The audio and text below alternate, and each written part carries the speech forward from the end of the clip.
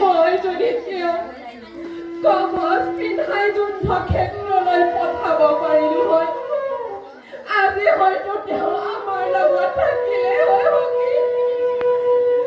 তেওঁৰ মৃত্যুৰ বাবে মই জগৰীয়া কেৱল 2টা দিন লাগিছিল মোক। এই 2টা দিন যদি হাতত পালো হয়, একে ৰাতিয়ে সূতা কাটি কবচ মই পিন্ধাবলৈ ময়ো পাৰিলো হয় বৰদেউ।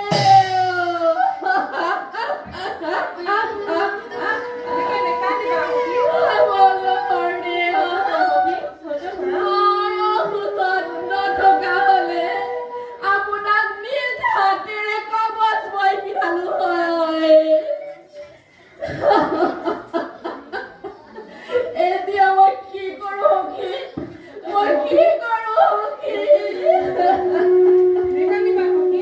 তুমি ধৈৰ্য ধৰা।